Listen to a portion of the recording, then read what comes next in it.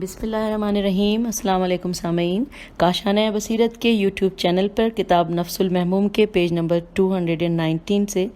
آغاز کرتے ہیں۔ اس کا پہلا پیراگراف ہم پچھلی آڈیو جو کہ آڈیو نمبر 23 تھی اس میں پڑھ چکے ہیں، اور اب ہم آڈیو نمبر 24 میں اس کے آگے کے پیراگراف کو پڑھتے ہیں۔ بسم اللہ الرحمن الرحیم۔ ازدی کہتا ہے، علی بن حنظلہ بن اسد شامی نے مجھ سے حدیث بیان کی اپنے قوم کے ایک شامی مرد سے جو مقتل حسین علیہ السلام کے موقع پر موجود تھا، کہ جسے کثیر بن عبداللہ شعبی شیئین بے چھوٹیے کہتے تھے، اور وہ کہتا ہے کہ جب ہم نے حسین علیہ السلام پر حملہ کیا تو زہیر بن قین ہماری طرف سے باہر نکلے، جو طویل دم والے بہت بالوں والے گھوڑے پر سوار اور ہتھیاروں میں ڈوبے ہوئے تھے، اور کہا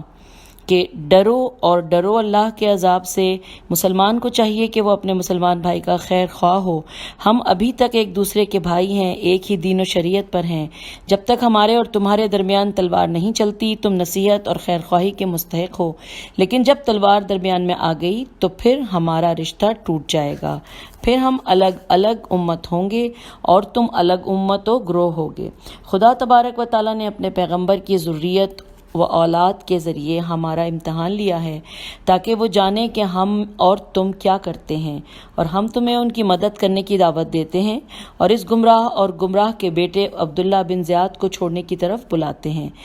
کہ جس سے سوائے برائی کے تم نے کچھ نہیں دیکھا اور نہ آگے دیکھو گے۔ تمہاری آنکھیں نکالتے اور تمہارے ہاتھ پاؤں کاٹتے اور تمہارے اعضاء و جوارے تمہارے بدن سے الگ کرتے اور تمہیں درختوں پر لٹکاتے ہیں، اور تمہارے نیک و صالح قاری قرآن افراد کو قتل کرتے ہیں، مثل حجر بن ادی، ہانی بن عروہ اور ان جیسے لوگوں کو۔ راوی کہتا ہے کہ ان لعینوں نے زہیر کو گالیاں دیں اور ابن زیاد کی تعریف کی، اور کہا خدا کی قسم ہم اس وقت تک یہاں سے نہیں جائیں گے کہ جب تک تمہارے صاحب کو ان کے ہمراہیوں سمیت قتل نہ کریں، یا وہ انہیں اور ان کے ساتھیوں کو امیر عبید اللہ بن زیاد کے پاس تسلیم شدہ روانہ نہ کریں۔ پس زہیر نے کہا کہ اے خدا کے بندوں، فاطمہ سلام اللہ علیہا کی اولاد سے محبت رکھنا اور ان کی مدد کرنا۔ سمیع کے پیج نمبر 230 پہ ہم آ گئے سامعین، کے بیٹے سے کہیں بہتر ہے۔ اب اگر ان کی تم مدد نہیں کرتے تو میں تمہیں خدا کی پناہ میں دیتا ہوں، اس سے کہیں کہ انہیں قتل کرو۔ ان کے اور ان کے چچا زاد یزید بن معاویہ کے درمیان کا رشتہ چھوڑ دو۔ مجھے اپنی جان کی قسم ہے کہ یزید حسین علیہ السلام کو شہید کرنے کے بغیر بھی تم سے راضی سے ہوگا۔ پس شمر لعین نے ان کی طرف تیر چلایا اور کہا خاموش رہ، خدا تیری بلند آواز کو کم کرے، تو نے اپنی زیادہ گفتگو سے ہمیں تھکا اور پریشان کر دیا ہے۔ زہیر رحمت اللہ نے شمر سے کہا کہ اے اس کے بیٹے جو ہمیشہ اپنی ایڑیوں پر پیشاب کرتا تھا، تو ایک جانور ہے۔ خدا کی قسم میں گمان نہیں کرتا کہ تو قرآن کی 2 آیتیں درست طریقے سے پڑھ سکتا ہو، پس تمہیں قیامت کے دن رسوائی اور ذلت اور دردناک عذاب کی خوشخبری ہو۔ تو شمر نے ان سے کہا کہ خدا ابھی تجھے اور تیرے ساتھی کو قتل کرنے والا ہے۔ تو انہوں نے کہا کہ کیا تو مجھے موت سے ڈراتا ہے؟ خدا کی قسم جناب ساتھ مر جانا تمہارے ایسے لوگوں کے ساتھ ہمیشہ کی زندگی سے مجھے کہیں زیادہ محبوب ہے۔ پھر زہیر نے دوسرے لوگوں کی طرف رخ کر کے پکار کر کہا کہ اے خدا کے بندوں، یہ سخت مزاج بدخو اور جیسے تمہیں دھوکہ و فریب نہ دیں، خدا کی قسم وہ لوگ محمد کی شفاعت تک نہیں پہنچ پائیں گے جو ان کی ذریت اور اہل بیت علیہ السلام کا خون بہائیں گے، اور حریم آل محمد صلی اللہ علیہ وآلہ وسلم کے مددگاروں اور حمایتیوں کو قتل کریں۔ پس ایک شخص نے پیچھے سے انہیں پکار کر کہا ابو عبداللہ فرما رہے ہیں میری جان کی قسم واپس آ جاؤ، جس طرح مومن آل فرعون نے اپنی قوم کو واعظ و نصیحت کیا تھا تم نے بھی کیا ہے، اور انہیں حق کی طرف دعوت دینے میں مبالغہ اور انتہا کی ہے، اگر سود مند ہو۔ اگلا پیراگراف ہے کہ بہار میں محمد بن ابو طالب سے روایت کی ہے کہ عمر سعد کے ساتھی سوار ہوئے اور گھوڑا لے آئے، اور آن جناب بھی سوار ہو گئے، اور اصحاب میں سے چند افراد کے ساتھ آپ ان کی طرف گئے، اور بریر بن خزیر آپ کے آگے تھے۔ امام علیہ السلام نے فرمایا کہ اس قوم کے ساتھ تم گفتگو کرو، بریر آگے بڑھے اور کہا اے لوگو خدا سے ڈرو، بے شک محمد کا ثقل اور نفیس سرمایہ تمہارے درمیان موجود ہے، یہ حضرت صلی اللہ علیہ وآلہ وسلم کی ذریت ہے، اطرت بیٹیاں اور اہل حرم ہیں، تو بتاؤ تمہارا مقصد کیا ہے اور ان سے کیا سلوک کرنا چاہتے ہو؟ انہوں نے کہا کہ ہم چاہتے ہیں کہ یہ عبید اللہ کے حکم کے سامنے سر تسلیم خم کریں اور اسے قبول کریں تاکہ وہ جو کچھ ان کے بارے میں دیکھے اس کو جاری کرے۔ بریر نے کہا کیا وہ قبول نہیں کرتے کہ وہ جناب جہاں سے آئے ہیں وہیں واپس لوٹ جائیں؟ وائے ہو تم پر اے کوفے کے لوگوں، کیا یہ تمام خطوط جو تم نے لکھے ہیں اور عہد و پیمان جو باندھے ہیں اور خدا کو گواہ بنایا ہے وہ سب تم نے بھلا دیے ہیں؟ وائے ہو تم پر، تم نے اپنے پیغمبر صلی اللہ علیہ وآلہ وسلم کے اہل بیت علیہ السلام کو بلایا کہ ان کی راہ میں جاں بازی کرو، جب وہ آئے تو انہیں ابن زیاد کے سپرد کر دیا ہے اور فرات کے پانی سے محروم کر دیا گیا ہے۔ کیا یہ بری امت پیغمبر کی پاسداری تم نے کی ہے؟ ان کی اولاد کے بارے میں کیسے لوگ ہو تم؟ خدا تمہیں قیامت کے دن سیراب نہ کرے۔ پیج 221۔ کیونکہ تم برے لوگ ہو، پس ان میں سے چند افراد نے کہا ہم نہیں جانتے کہ تو کیا کہہ رہا ہے۔ بریر نے کہا حمد ہے خدا کی کہ جس نے تمہارے بارے میں میری بصیرت میں اضافہ کیا۔ خدا میں تیری بارگاہ میں ان لوگوں کے کام سے بیزاری چاہتا ہوں، خدایا انہیں خوف میں مبتلا کر یہاں تک کہ جب یہ تیرے پاس آئیں تو ان پر غضبناک ہو۔ پس وہ لوگ ہنسنے لگے اور بریر پر تیر برسانے لگے، اور بریر پیچھے ہٹ گئے اور حسین آگے بڑھے یہاں تک کہ ان کے سامنے کھڑے ہو گئے اور ان کی صفوں کو سیلاب کی مانند دیکھا، اور ابن سعد لعین کو دیکھا کہ اشراف کوفہ اور اس کے بڑے لوگوں کے ساتھ کھڑا ہے۔ پس آپ نے فرمایا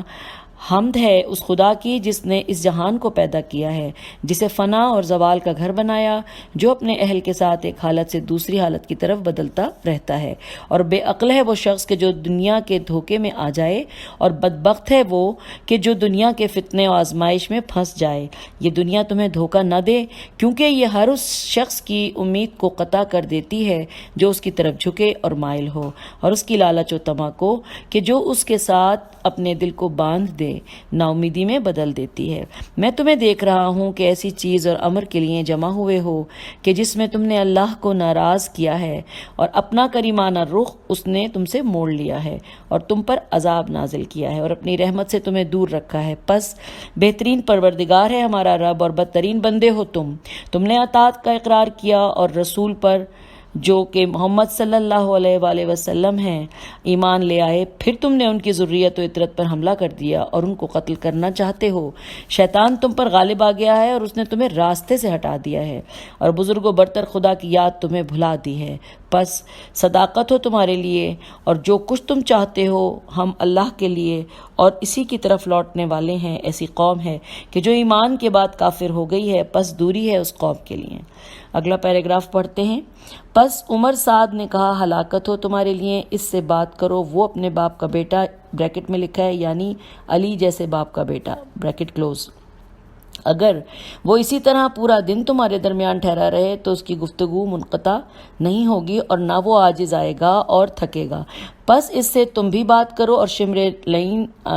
آگے بڑھا اور کہنے لگا کہ اے حسین علیہ السلام، یہ کیا بات ہے جو تو کر رہا ہے؟ پس ہمیں سمجھاؤ تاکہ ہم سمجھیں۔ تو آپ نے فرمایا کہ میں کہتا ہوں کہ ڈرو تم اپنے اللہ سے جو تمہارا پروردگار ہے اور مجھے قتل نہ کرو، کیونکہ میرا قتل کرنا تمہارے لیے حلال و جائز نہیں ہے، اور نہ ہی میری ہتک و حرمت، کیونکہ میں تمہارے نبی کی بیٹی کا بیٹا ہوں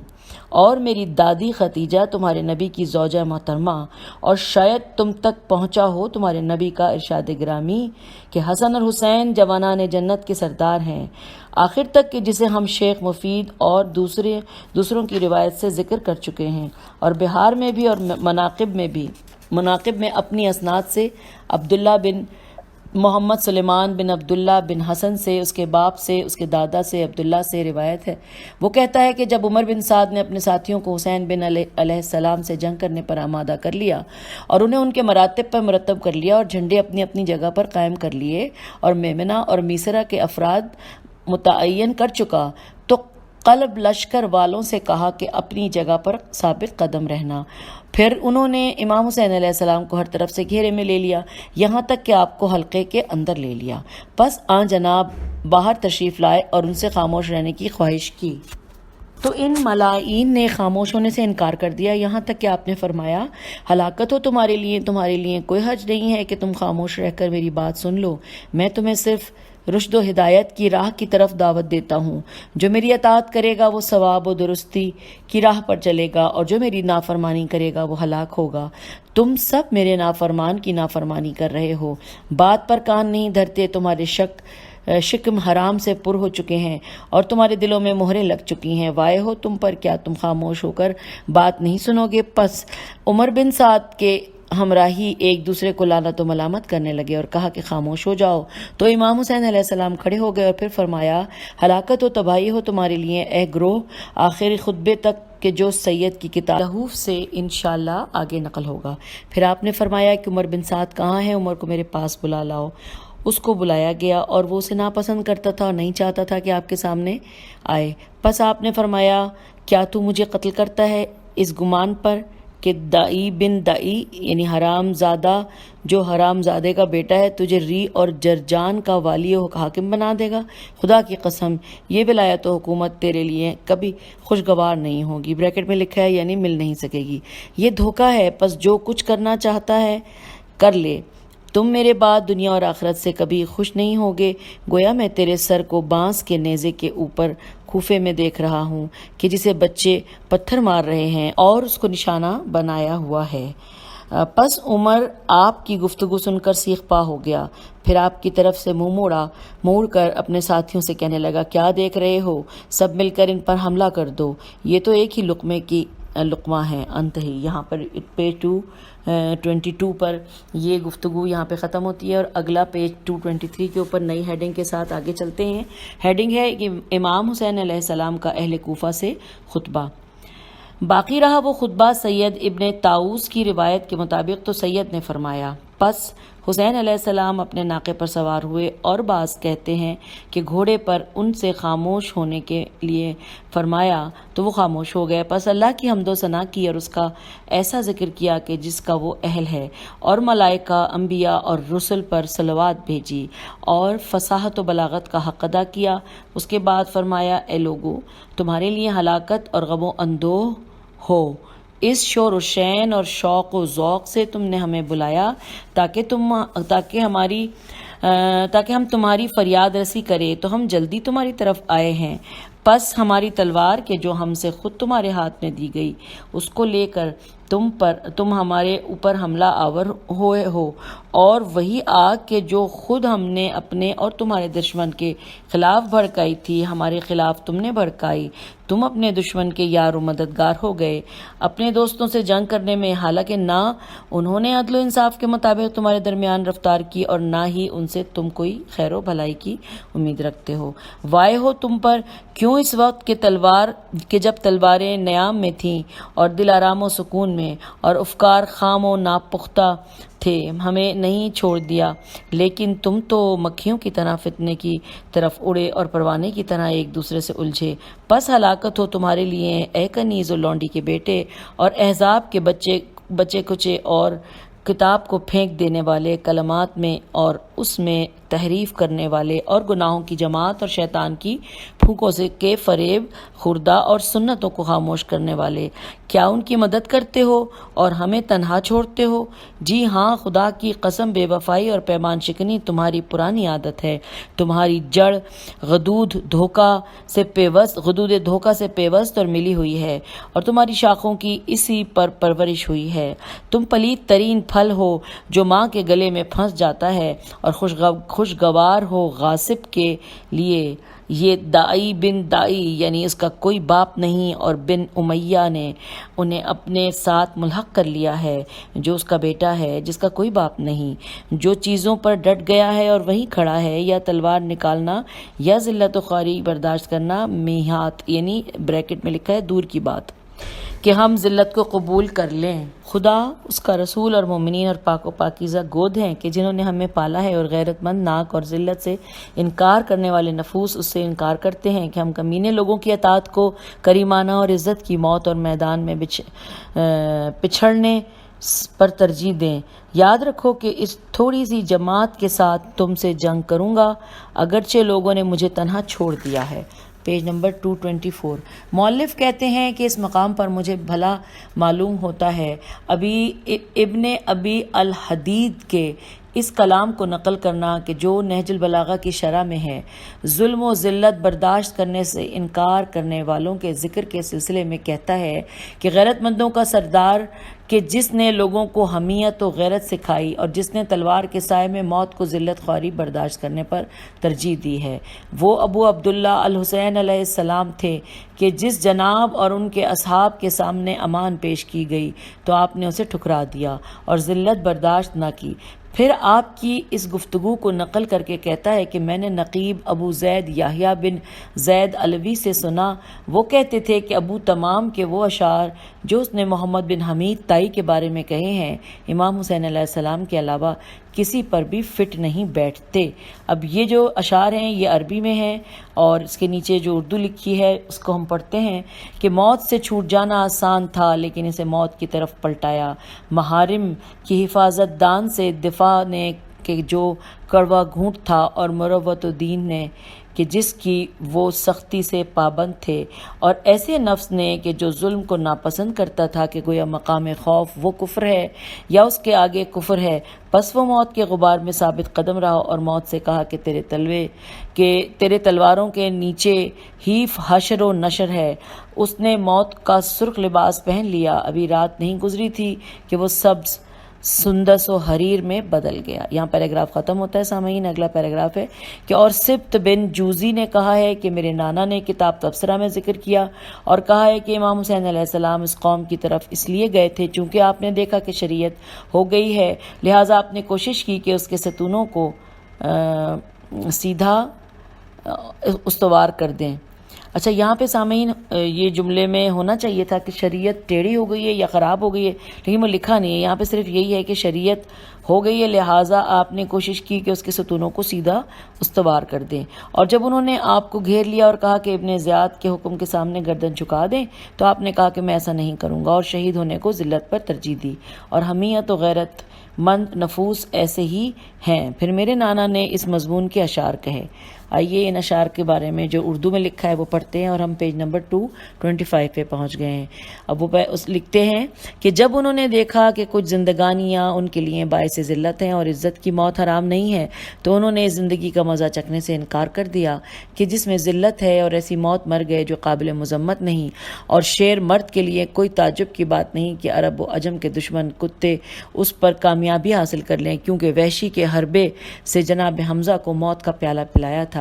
اور حضرت علی علیہ السلام کی شہادت ابن ملجم کی تلوار سے ہوئی تھی۔ میں کہتا ہوں کہ میں اس مقام پر اہل بیت کے مداح السید حیدر مرحوم حسین مظلوم کے مرثیے میں سے کہے ہوئے اشعار پیش کرتا ہوں، خدا اس کا بھلا کرے اور اسے نیک جزا دے۔ اب سامعین یہ اشعار ہیں جس کا ترجمہ ہم پڑھتے ہیں کہ قوم نے لالچ و طمع کیا، وہ اسے ظلم کی تکلیف پہنچائے، اللہ اور تیز تلوار نے انکار کیا، کس طرح پستی و ذلت کے سامنے وہ گردن جھکائے کہ جس نے خدا کے علاوہ کسی کے سامنے خضوع کرتے ہوئے نہیں جھکایا، اس نے انکار کر دیا، مگر عزت کی زندگی سے یا میدان جنگ سے صاف ہو تو وہ زمین پر پچھاڑا ہوا پڑا ہو، پس اس نے ایک اکیلا لشکروں سے جنگ کی، لیکن میدان جنگ میں اس کا ہر عضو ایک جماعت تھا، اس نے تلوار کی لوگوں کے نفوس سے جنگ کی شادی کر دی کہ جس کا حق مہر موت اور مہندی خون تھا۔ یہاں پہ یہ ختم ہو گیا۔ اب بقیہ خطبے کی طرف ہم لوٹتے ہیں۔ پس آپ نے اپنے کلام کا وصل اور اتصال فروح بن مسیک اور بریکٹ میں لکھا ہے تصغیر مرادی کے اشعار سے کیا۔ اشعار یہ ہیں، اس کا ترجمہ پڑھ لیتے ہیں کہ اگر ہم کامیاب ہو جائیں تو ہمیشہ سے کامیاب ہوتے رہیں، اور اگر ہم مغلوب ہو جائیں تو پھر بھی ہماری شکست نہیں ہے۔ اور اب ہم پیج 226 پہ آ گئے ہیں۔ بزدلی ہماری عادت نہیں ہے، بریکٹ میں لکھا ہے ہم اپنے زندہ رہنے اور دشمن کو مارنے کی کوشش کرتے ہیں، اور یہاں بریکٹ کلوز ہو گیا، لیکن ہماری موت دوسروں کی حکومت کا باعث ہے۔ اگر موت ایک گروہ سے اپنا سینہ اٹھا لے تو دوسرے گروہ پر رکھ دیتی ہے۔ اس موت نے ہماری قوم کے سرداروں کو فنا کے گھاٹ اتار دیا، جیسا کہ گزشتہ لوگوں کو نابود کیا۔ اگر بادشاہ بریکٹ لکھا ہے جس کے پاس ہر قسم کے وسائل تھے زندہ رہتے تو ہم بھی زندہ رہتے، اور اگر بزرگ اور کریم لوگ زندہ رہتے تو ہم بھی زندہ رہتے۔ پس ان سے کہ جو ہمارے غم میں خوشی مناتے ہیں کہہ دے کہ خبردار،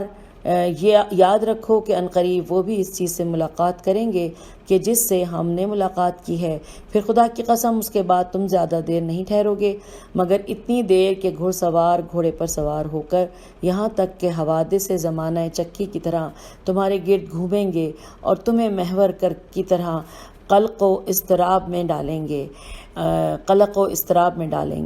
دیں گے۔ اور یہ عہد ہے جو میرے والد گرامی نے میرے جد محترم سے نقل کیا ہے۔ اب یہ بریکٹ میں ہے، آئیے پڑھتے ہیں کہ پس اپنے معاملے کو مجتمع اور اپنے شرکاء کو اکٹھا کر لو تاکہ پھر تمہارا معاملہ تم سے پوشیدہ نہ رہے، پھر میرے اوپر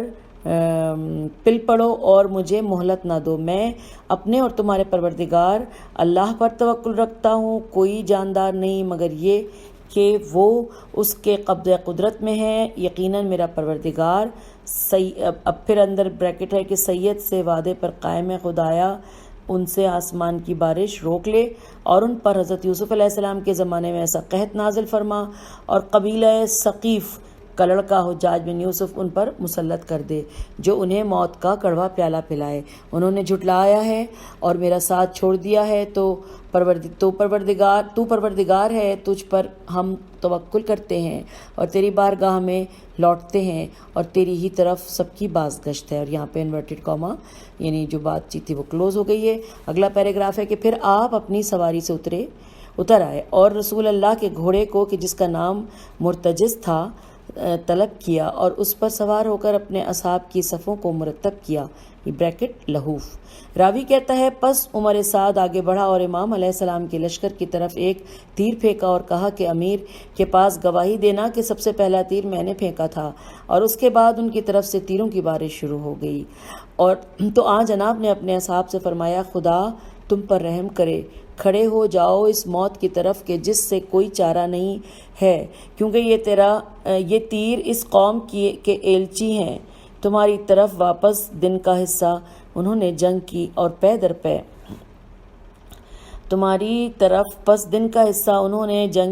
در پے حملے کیے، یہاں تک کہ امام حسین علیہ السلام کے اصحاب کی ایک جماعت شہید ہو گئی۔ انہوں نے اپنے مولا اور آقا کی محبت میں جان کی سخاوت کی، اور سخاوت کی آخری حد جان کی سخاوت ہے۔ راوی کہتا ہے کہ اس وقت امام حسین علیہ السلام نے اپنا دست مبارک اپنی ریش مبارک پر پھیرا اور فرمایا کہ خدا کا غضب یہودیوں پر اس وقت زیادہ ہو جب انہوں نے خدا کے لیے بیٹا ثابت کیا، اور عیسائیوں پر اس وقت ہو کہ جب انہوں نے اس سے 3 خداؤں میں سے ایک جانا، اور مجوسیوں پر اس وقت ہو کہ جب انہوں نے جاندار اور سورج کی عبادت شروع کر دی۔ سامعین ہم پیج 27 پہ آ گئے۔ اور اب خدا کا غضب اس قوم پر شدت اختیار کر گیا ہے کہ جو پیغمبر کے نواسے کو شہید کرنے پر اکٹھی اور مجتمع ہو گئی ہے۔ خدا کی قسم جو کچھ یہ چاہتے ہیں میں اسے قبول نہیں کروں گا، یہاں تک کہ میں بارگاہ خداوندی میں اس حال میں جاؤں گا کہ میں اپنے خون میں لت پت ہوں گا۔ ہمارے آقا و مولا صادق علیہ السلام سے روایت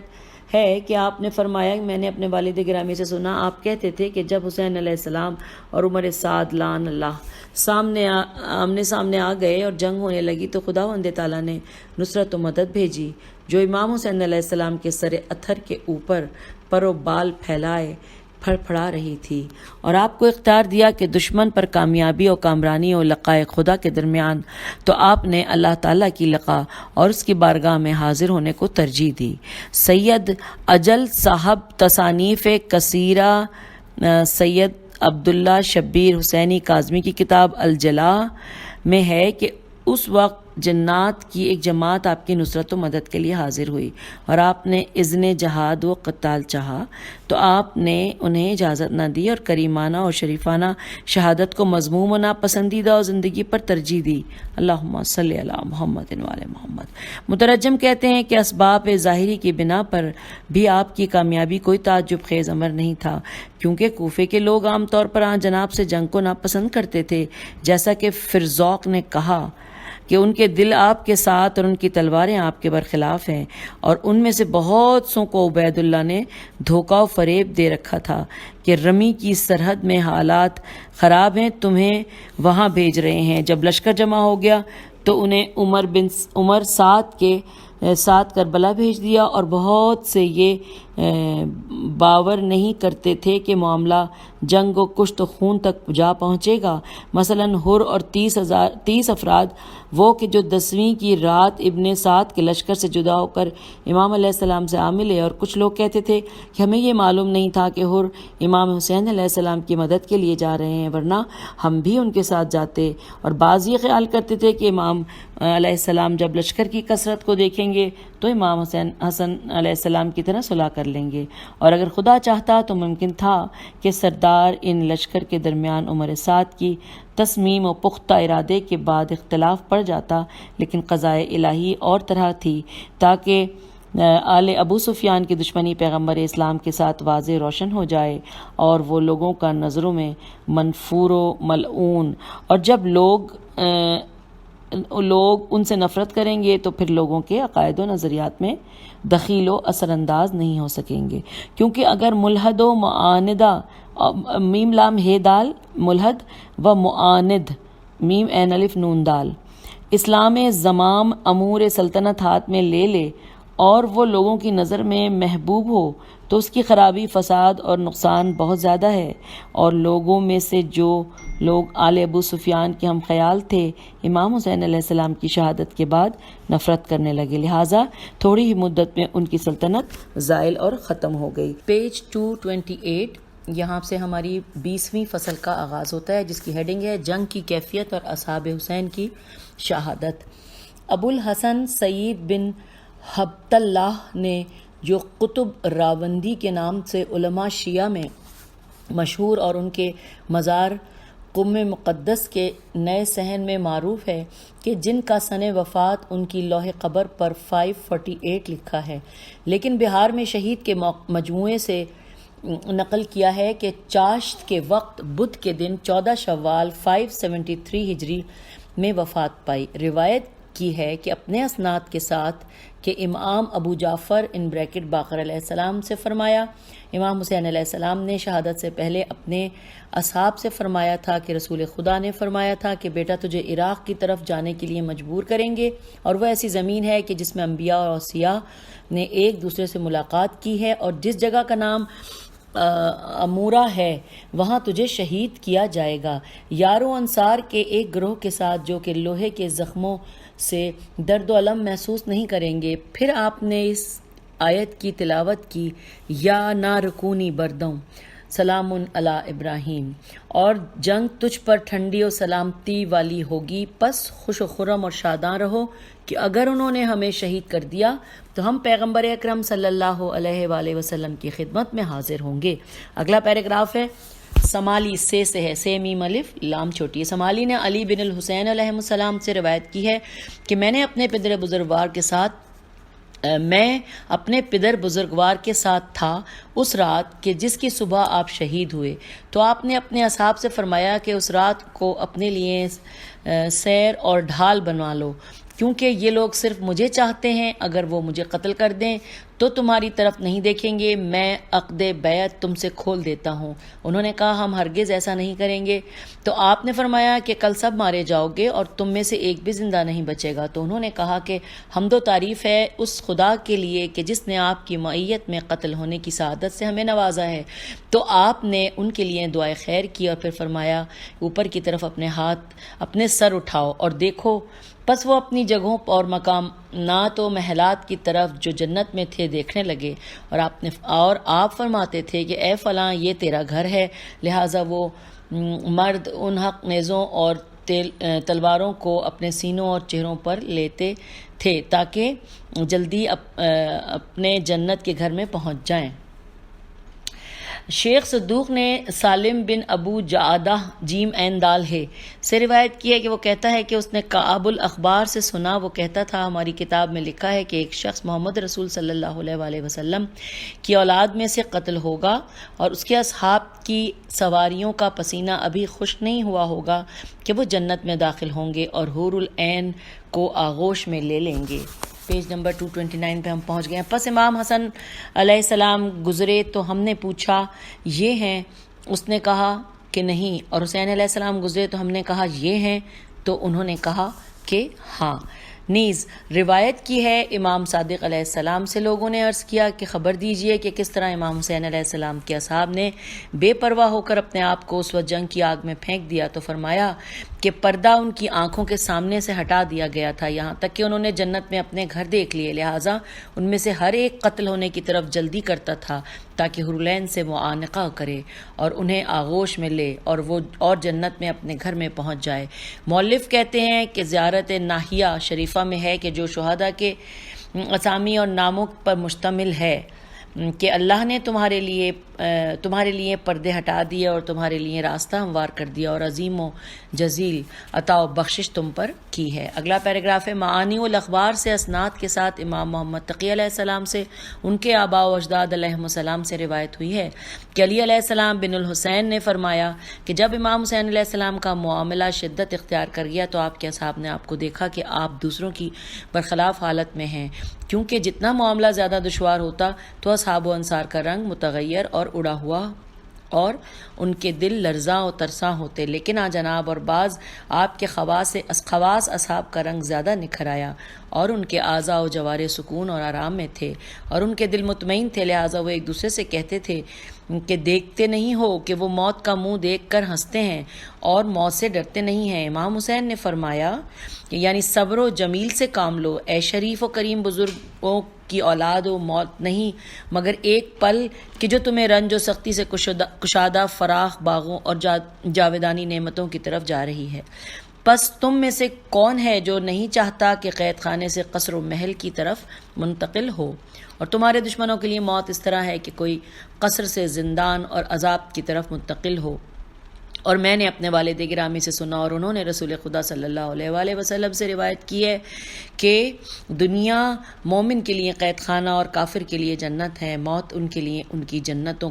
میں جانے کا پل ہے اور ان کے جہنم میں جانے کا۔ نہ میں نے جھوٹ بولا اور نہ مجھ سے جھوٹ بولا گیا۔ پیج نمبر 229 پر یہ ہم آج کی آڈیو کو روک لیتے ہیں کیونکہ اگلا پیج جو پیج نمبر 230 ہے اس میں ہم پڑھیں گے حر بن یزید کا امام علیہ السلام سے ملنا۔ تو اگلی آڈیو تک کے لیے اجازت دیجیے۔ خدا حافظ، فی امان اللہ۔